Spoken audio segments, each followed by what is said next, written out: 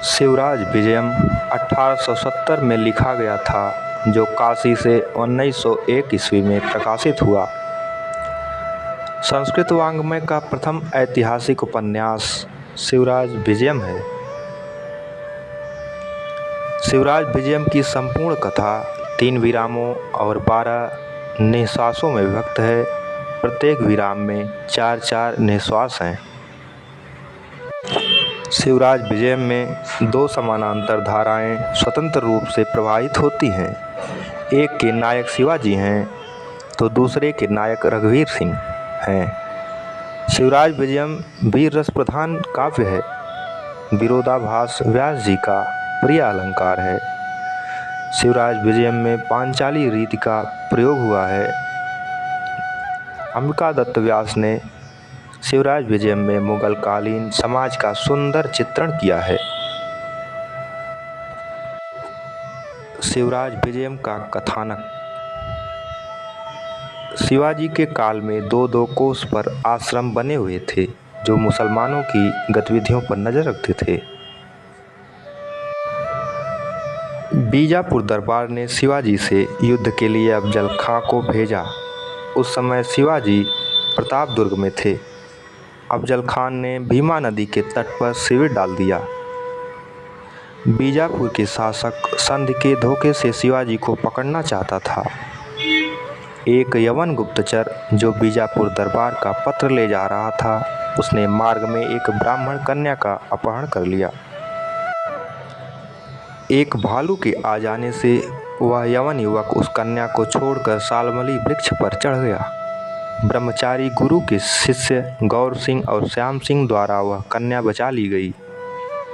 यवन गुप्तचर गौर सिंह द्वारा मारा गया तथा बीजापुर का गुप्त संदेश उसके वस्त्रों में से गौर सिंह को प्राप्त हुआ। गुप्त संदेश को जानकर शिवाजी ने स्वयं अफजल खां को छलने की योजना बनाई। बीजापुर से संधि प्रस्ताव लेकर भेजे गए पंडित गोपीनाथ द्वारा प्रतापदुर्ग की तलहटी में अफजल खां से मिलने का शिवाजी ने प्रबंध किया। गौर सिंह गायक के वेश में अफजल खां के शिविर में जाकर संपूर्ण भेद निकाल लाया। शिवाजी कपड़ों के अंदर कवच और हाथों में बाघनख नामक हथियार पहनकर अफजल खां से मिलने गए। आलिंगन के समय शिवाजी ने अफजल खां के कंधों और गर्दन को फाड़कर मार डाला।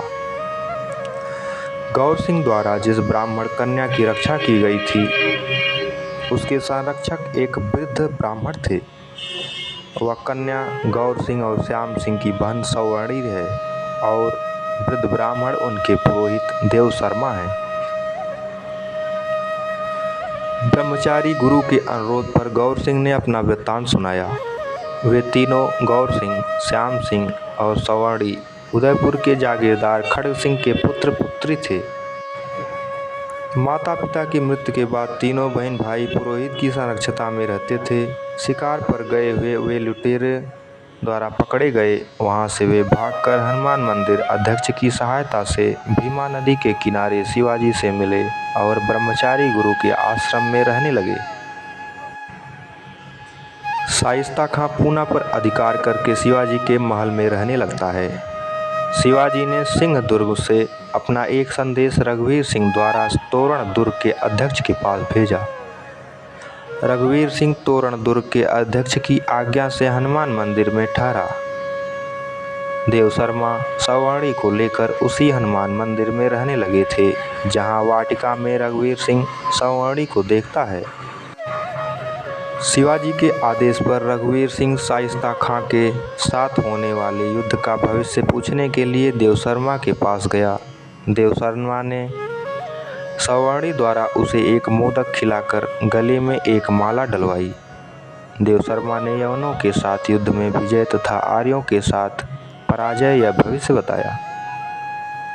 शिवाजी ने पंडित के वेश में माल्यश्रीक के साथ शाइस्ता खां के निवास पूना जाकर निरीक्षण किया। संदेह होने पर चांद खां ने उनका पीछा किया। शिवाजी ने उसका वध कर दिया। शिवाजी ने यशवंत सिंह को पूना से दूर रहने की प्रार्थना कर बारात के बहाने पूना में प्रवेश किया। चांद खां और शाइस्ता खां के पुत्र रघुवीर सिंह द्वारा मारे गए। शाइस्ता खां घायल उंगली के साथ भाग गया।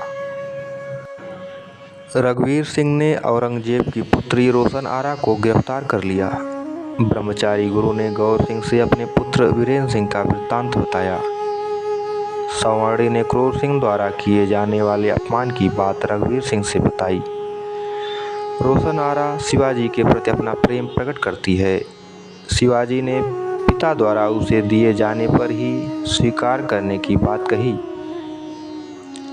जय सिंह के आक्रमण करने पर शिवाजी मुगलों की कुछ शर्तें मानकर संधि करने पर विवश हुए और उन्हें रोशन आरा और मुअज्जम को वापस करना पड़ा।